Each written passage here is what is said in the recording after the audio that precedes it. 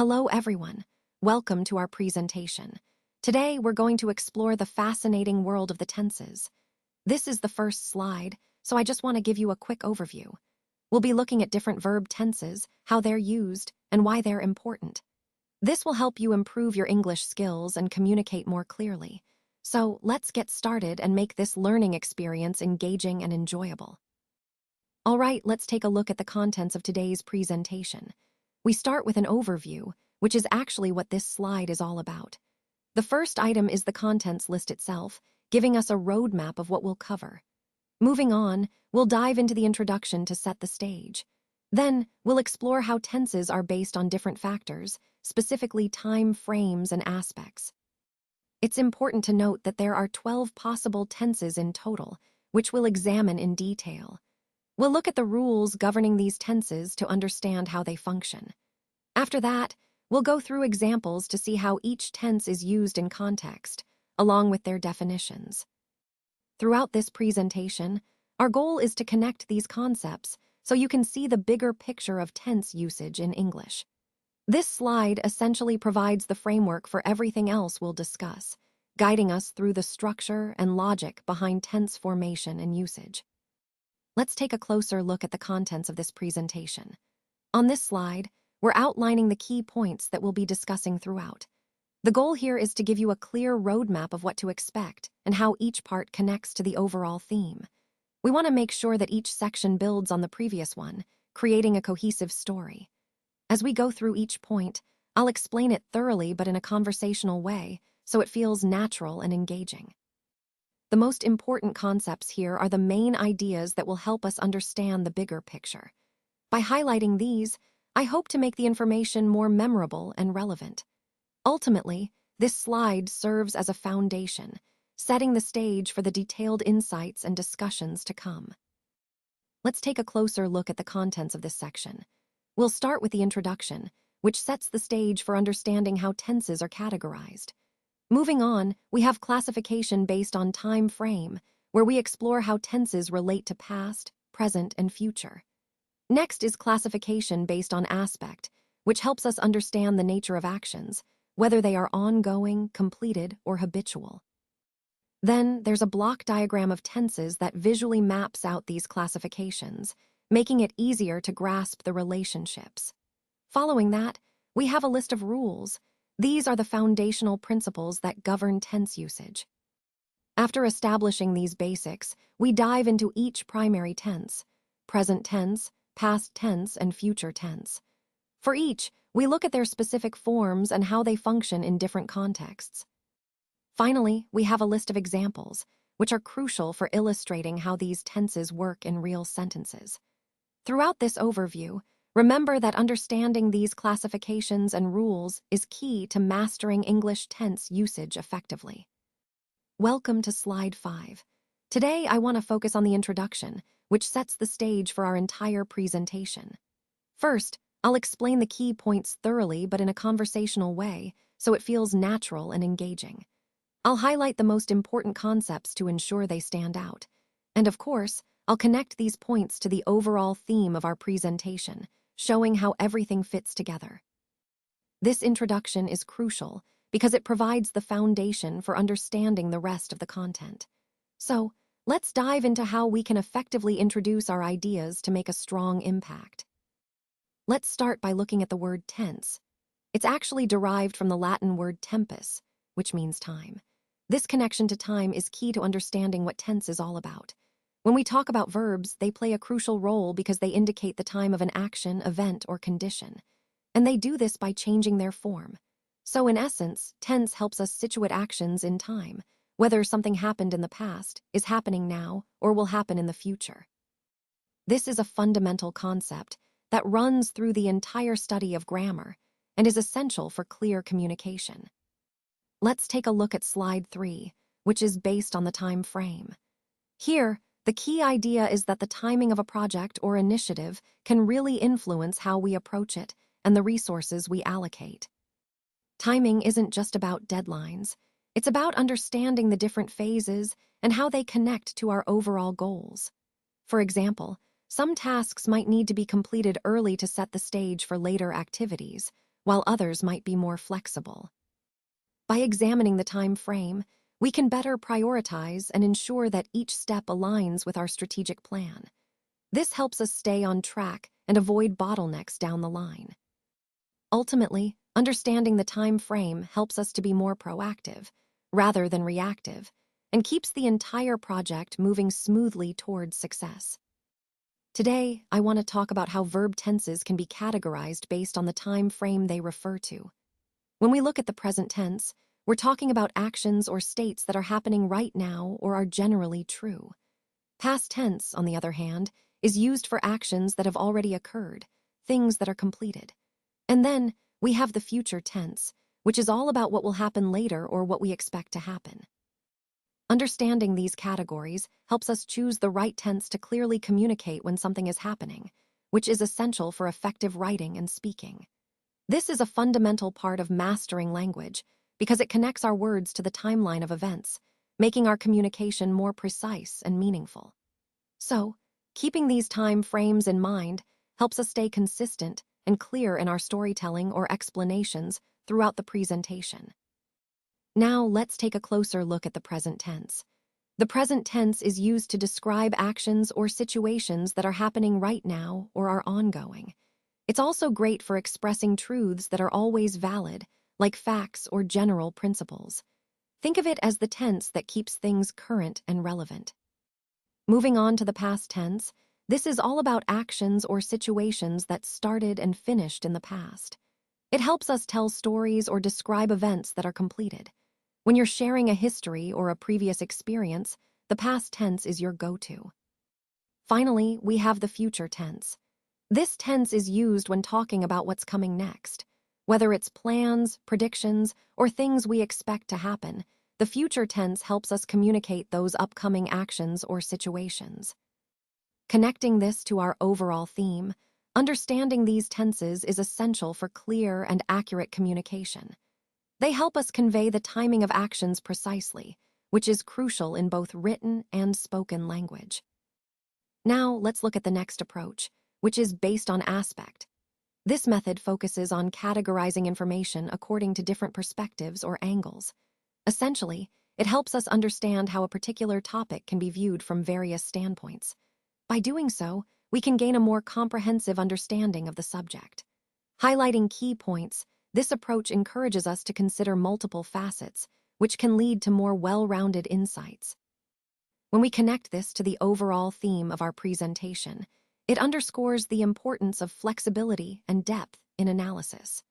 It reminds us that looking at things from different aspects can reveal nuances that might otherwise be overlooked, ultimately enriching our understanding and decision-making process. Now, let's explore how verb tenses can also be categorized by aspect. Aspect is all about the nature of the action that the verb describes. It helps us understand whether the action is ongoing, completed, or something else entirely. There are 4 key aspects to keep in mind. First, we have the indefinite or simple aspect. This is used for general truths, habits, or routines, things that happen regularly or facts that are always true. Next is the continuous or progressive aspect. This shows that an action is in progress at a specific moment in time. Think of it as describing something happening right now or around a certain period. Then we have the perfect or complete aspect. This emphasizes that an action has been finished or completed at some point in the past, present, or future, depending on the context. Finally, there's the perfect continuous aspect. This combines the idea of ongoing action with a sense of its duration.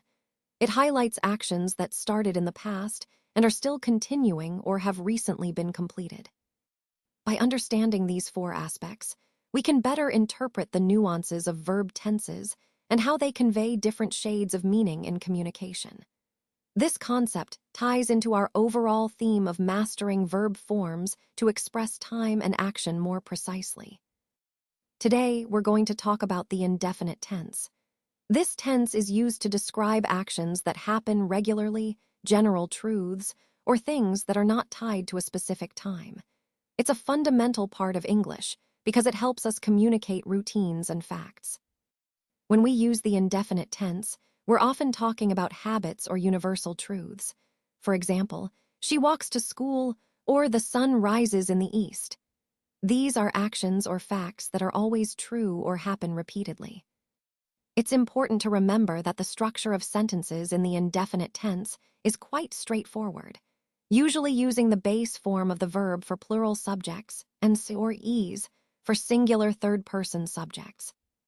Understanding this tense helps us connect ideas about routines and facts to the bigger picture of how we communicate clearly and effectively in English. So, mastering the indefinite tense is a key step in becoming more fluent and precise in our language use. Today, I want to talk about the indefinite tense, which is also known as the simple tense. These tenses are called indefinite because they describe actions without specifying whether they are completed or not. Essentially, they focus on the fact that an action happens, but they don't tell us when it happens or if it's still happening. The three main types of indefinite tenses are the present, past, and future. Each one serves a different time frame, but what they all have in common is that they describe actions in a general, ongoing, or habitual sense. For example, when we use the present tense, like I walk to school, it indicates a regular or habitual action. The past tense, like I walked to school, talks about an action that happened at some point before now, but we don't specify exactly when. And the future tense, like I will walk to school, refers to an action that will happen later, but again, we're not concerned with the exact timing at this point.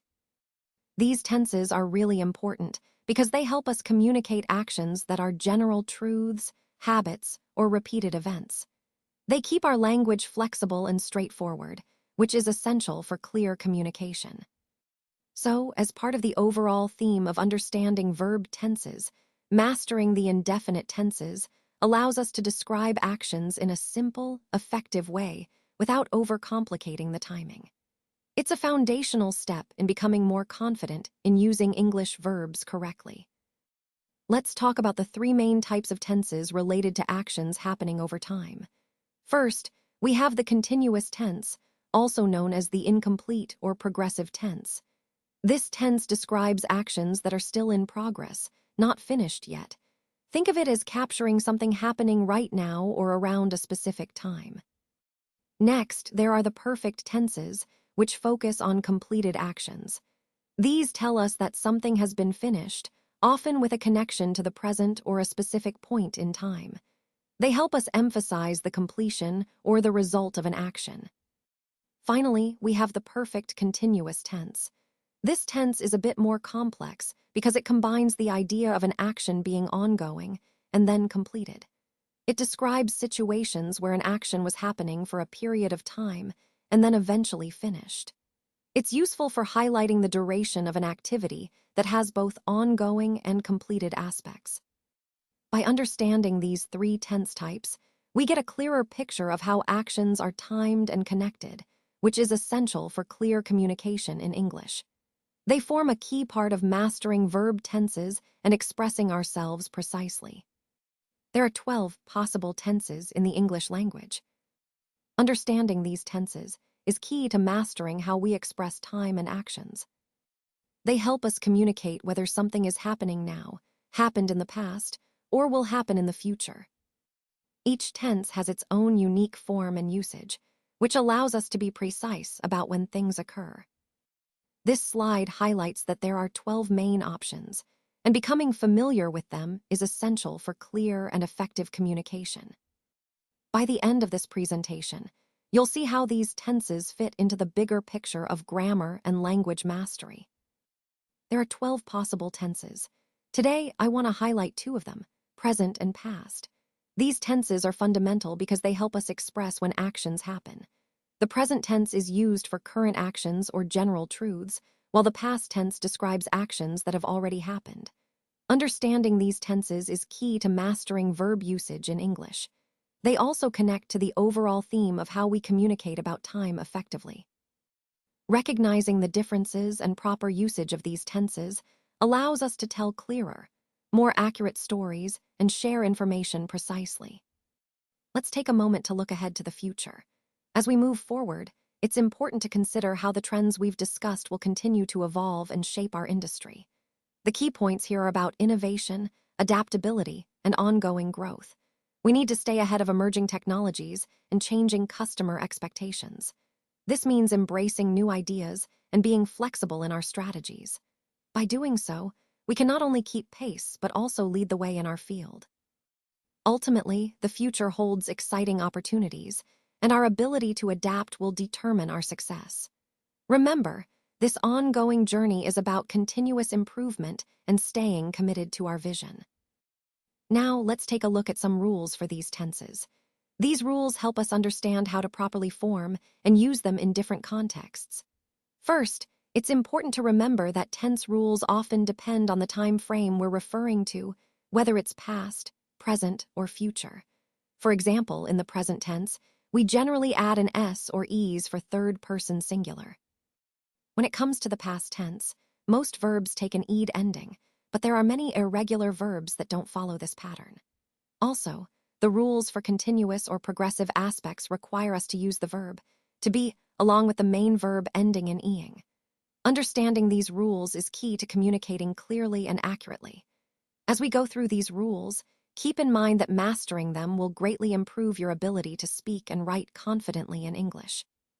Now let's take a closer look at this table, which summarizes the main forms of verb tenses across different times and aspects. Starting with the present tense, the simple form simply uses the base form of the verb, adding ins or es for third-person singular. For example, I work, but he works. Moving to the progressive form, we use the present tense of am, is, or are plus the main verb with an ing ending like I am working. The perfect form combines have or has with the past participle, such as I have worked, and the perfect progressive adds have been or has been plus the ing form, for example, I have been working. Switching to the past tense, the simple form is the second form of the verb, like worked. The progressive past uses was or were plus the ing form, such as I was working. The perfect past tense uses had plus the past participle, I had worked, and the perfect progressive past combines had been plus the ing form, like I had been working. Looking ahead to the future, the simple form is formed with will or shall plus the base verb, for example, I will work. The future progressive adds will be plus the ing form, as in I will be working. The future perfect uses will have plus the past participle, like I will have worked. Finally, the future perfect progressive combines will have been plus the ing form, such as I will have been working. This table helps us see how these forms are systematically built, connecting the different tenses to their specific time frames and aspects. Understanding these patterns is essential for mastering verb tense usage in English. Let's take a closer look at the present tense. This tense is fundamental because it helps us describe actions that are happening right now or general truths. When we use the present tense, we're talking about things that are currently true or ongoing. It's especially useful for giving instructions, sharing facts, or describing habitual actions. One key point to remember is that the present tense is often the default when discussing routines or universal truths. For example, saying, "The sun rises in the east," is a statement of fact in the present tense. Also, when we're speaking about actions happening now, we use the present continuous, like, I am reading this slide. Understanding how to effectively use the present tense is crucial because it ties into our overall theme of clear communication. Using the correct tense helps your audience understand exactly when things are happening, which is essential for clarity and engagement. Today, we're going to talk about the present indefinite tense, also known as the simple present. This tense is used to describe actions, events, or conditions that are happening right now, at the moment of speaking or writing. It's really useful for expressing general truths or routines that happen regularly. For example, when I say I play, it means I play regularly, not just now, but as a habit. Similarly, he or she with the verb plays shows that they perform an action habitually. Remember, the key point here is that the simple present describes what is happening currently or what is generally true. It's essential in everyday communication because it helps us talk about our routines, facts, and situations that are always valid. This connects to our overall theme of understanding tense usage in English, making our speech clear and accurate. Now, let's take a closer look at the present continuous tense. This tense is all about emphasizing the ongoing nature of an action, event, or condition. When we use the present continuous, we're highlighting that something is happening right now or around this moment. For example, if I say, I am playing, it shows that I am in the middle of playing at this very moment. Similarly, he is playing or she is playing focuses on those individuals currently engaged in the action. And they are playing tells us a group is actively involved in playing right now. The key point here is that the present continuous helps us communicate that an action is not just happening in general, but is continuing at this very moment. This ties into our overall theme of understanding how different tenses give us precise ways to describe when things happen. Let's take a closer look at the present perfect tense. This tense is really useful because it helps us talk about actions that started in the past but are still relevant or ongoing now. For example, when I say, I have played, it means I played at some point before now, and that experience is still connected to the present. Similarly, when someone says, he has played, or she has played, they're emphasizing that the action is completed but has importance or effect in the present moment. This tense is a great way to link past actions with the current situation, which is a key part of understanding how we communicate about time in English. So remember, use the present perfect when you want to highlight that a past action is still relevant or has just been completed. Let's talk about the present perfect continuous tense. This tense is really useful for describing actions or events that started in the past and are still happening now. It's like a bridge connecting the past and the present. For example, when I say, I have been playing, it means I started playing some time ago and I'm still playing now. The same goes for you have been playing. It emphasizes the ongoing nature of the activity. Similarly, when I say, he has been playing, it highlights that he started playing earlier and continues to do so up to the present moment. This tense helps us focus on the duration or continuity of an action, making it clear that something has been happening over a period of time. So, when you're describing ongoing activities that began in the past and are still relevant now, the present perfect continuous is your go-to tense. It's a great way to connect past actions with the present context, which is essential as we look at different ways to express time in English. Let's now turn our attention to the past tense. This is a crucial aspect because it allows us to express actions or events that have already happened. When using the past tense, we're talking about completed actions, so the key is to focus on clarity and consistency. For example, if you start describing something in the past tense, make sure to keep that tense throughout your narration to avoid confusion. It's also important to recognize irregular verbs, which don't follow the typical ed ending pattern, and learn their forms. Connecting this to our overall theme, mastering the past tense helps us communicate more effectively about previous experiences and sets a solid foundation for storytelling and reporting.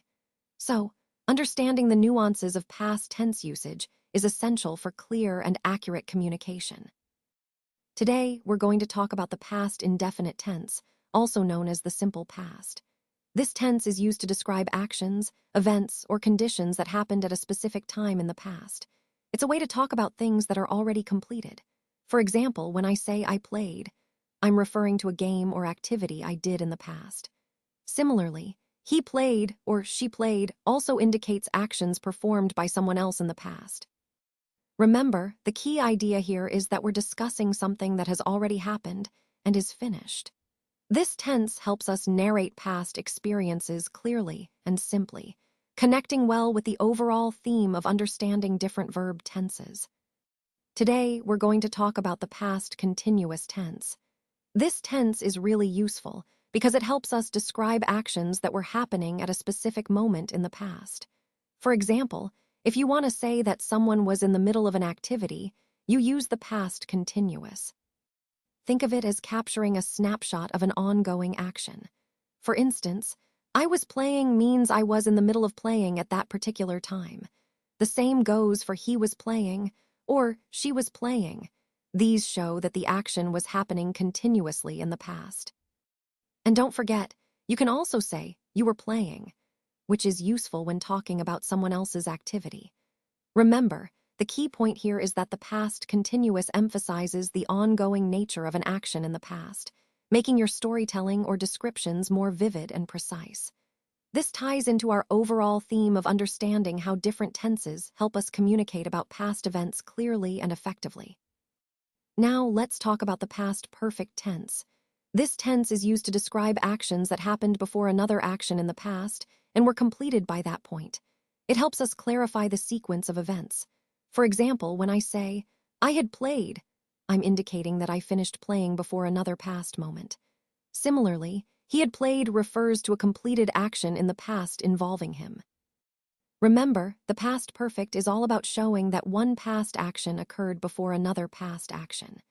This tense is especially useful when you're telling stories or explaining what happened first in a series of past events. It connects smoothly with the overall theme of understanding past actions clearly and accurately in English. Now, let's move on to the past perfect continuous tense. This tense is used to show that an action was ongoing in the past and started before another past event or was interrupted by it. Essentially, it's about emphasizing the duration of an action up until a certain point in the past. For example, when I say, "I had been playing," it indicates that I was in the middle of playing for some time before something else happened. Similarly, "he had been playing" tells us that he was engaged in the activity for a period before another past event disrupted or followed it. Remember, this tense helps us convey the continuity and duration of past actions that are connected to other past events. It's a useful way to add depth to our storytelling and clarify sequences of past activities. Let's talk about future tense today. Future tense is all about expressing actions or events that haven't happened yet, but will happen at some point down the line. It's a key part of communicating plans, predictions, or intentions.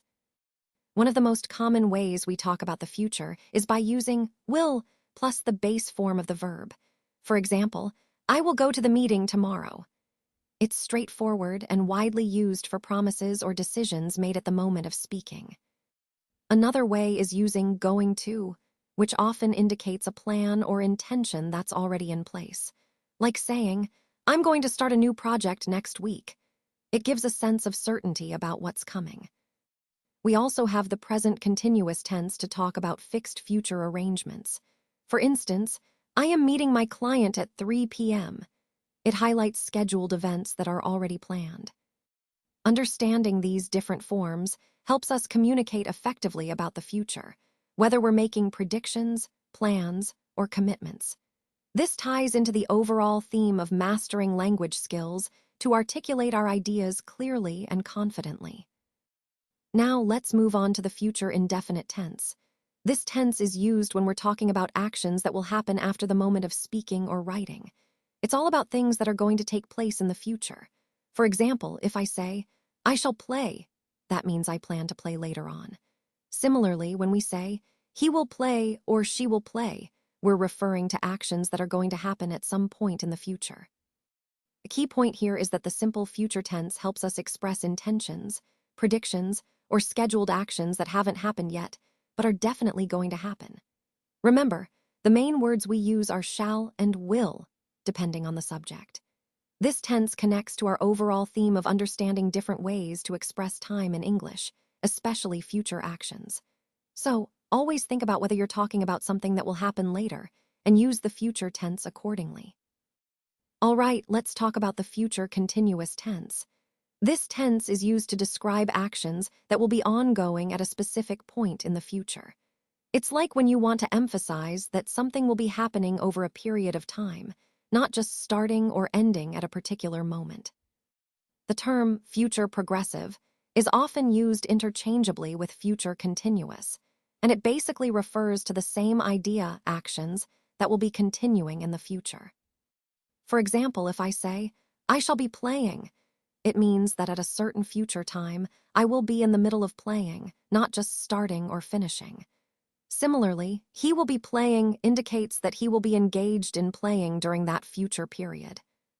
Understanding this tense is important because it helps us describe future plans or predictions with a bit more nuance, showing that an action will be in progress at that time. So, as part of our overall theme of mastering English tenses, the future continuous adds a layer of detail. letting us talk about ongoing activities in the future with clarity and confidence. Now, let's take a look at the future perfect tense. This tense is used when we want to talk about an action that will be completed at some point in the future, and importantly, before another action happens. It's like looking ahead and imagining that something will already be finished by a certain future moment. For example, you might say, I shall have played, meaning that by a specific future time, I will have completed playing. Similarly, he will have played suggests that his playing will be finished before another event occurs. The key idea here is that the future perfect helps us express the completion of an action in the future, relative to another future event. It's a useful tense for planning, setting expectations, or describing what will have been accomplished by a certain time. So, as we continue exploring tense forms, keep in mind how the future perfect emphasizes completion before a future point, which makes it very handy for clear, precise communication about future plans. Let's talk about the future perfect continuous tense. This tense is used to describe an action that will be ongoing up until a certain point in the future and will be completed by then. Essentially, it emphasizes the duration of an activity that's happening over a period of time before a future moment. For example, when I say, I shall have been playing, I'm indicating that by a specific future time, I will have spent a certain amount of time playing. Similarly, he or she will have been playing shows that their playing activity will have been happening continuously up to that future point. The key idea here is the focus on the ongoing nature of the action and its completion in the future. This tense is particularly useful when you want to highlight how long something has been happening or will have been happening before another event occurs. Remember, this tense helps connect the present to the future, giving a sense of continuity and duration to future actions. It's a great way to express the length of an activity that's still in progress as we look ahead. Now, let's look at some specific examples of these tenses and their definitions. Here, I've listed a few to help clarify how each tense is used in context. Understanding these examples is key to mastering the correct usage, and they also connect directly to the broader theme of effective communication. As we go through each one, I'll highlight the main points so you can see how these tenses function in real sentences. This will give you a clearer picture of how to apply them in your own writing and speaking. Remember, the goal is to understand not just the rules, but how they shape the meaning of what we say. So as we wrap up, let's look at this table that summarizes the main verb tenses across different forms. On the left, we have the simple forms, which are the most straightforward. For example, I play for present, I played for past, and I shall play for future. These are great for general truths, habits, or scheduled actions. Moving to the progressive forms, these emphasize ongoing actions. For example, I am playing right now, I was playing at a past moment, and I shall be playing at a future time, showing that something is happening over a period. Then we have the perfect forms, which focus on completed actions relative to another time. Like I have played, meaning I completed playing at some point before now, or I had played, indicating a past completion before another past event. Finally, the perfect progressive forms combine the ongoing aspect with the completion aspect. For instance, I have been playing suggests I've been in the middle of playing recently or up until now, and I had been playing points to an ongoing action that was happening before a certain past moment. Understanding these forms and how they relate to each other is crucial. They help us express time and aspect precisely, which ties back to our overall goal of mastering clear, accurate communication in English.